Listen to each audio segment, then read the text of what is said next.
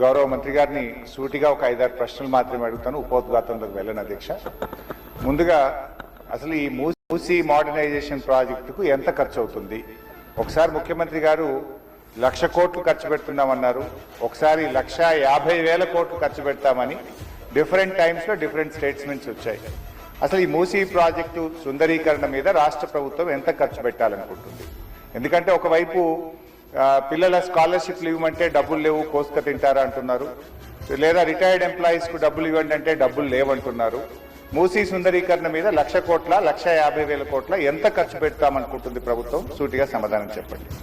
2, ఇప్పటి వరకు మూసీ సుందరీకరణలో ఎన్ని నివాసాలు కూల్చివేశారు?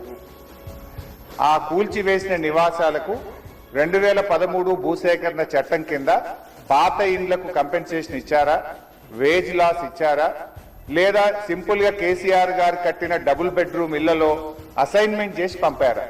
నంబర్ 3, అంటే స్వచ్ఛమైన గోదావరి జలాలను మూసీలో వదులుతామన్నారు, సంతోషం. మరి ఈ 2.5 టీఎంసీల గోదావరి జలాలు ఎక్కడి నుంచి తెస్తున్నారు? గత ప్రభుత్వం కాళేశ్వరంలో భాగంగా నిర్మించిన మల్లన్న సాగర్ నుంచి నీళ్లు మూసీకి తెస్తున్నారా, ఇంకెక్కడి నుంచైనా గాల్లో నుంచి తెస్తున్నారా? ఆ 2.5 టీఎంసీలు కాళేశ్వరం ప్రాజెక్టులోని మల్లన్న సాగర్ నుంచి వస్తున్నాయా, ఎక్కడి నుంచి వస్తున్నాయో సమాధానం చెప్పండి. తర్వాత అధ్యక్ష, ఈ మూసీ మీ నియోజకవర్గంలోని వికారాబాద్ నుంచి ఆ అనంతగిరి కొండల నుంచి స్టార్ట్ అవుతుంది.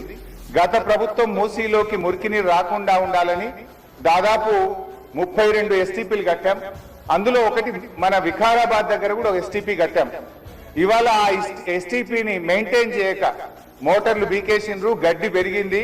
ఆ ఎస్టీపీ ఫంక్షనల్ చేయక వికారాబాద్ మున్సిపాలిటీ మురికి నీరంతా ఈ రోజు మనం తాగుతున్న గండిపేట్ హిమాయత్ సాగర్ లోకి వస్తున్న విషయం ప్రభుత్వం దృష్టికి వచ్చిందా? ఆ ఎస్టీపీని ఎందుకు మెయింటైన్ చేయడం లేదు అని నేను అడుగుతా ఉన్నా.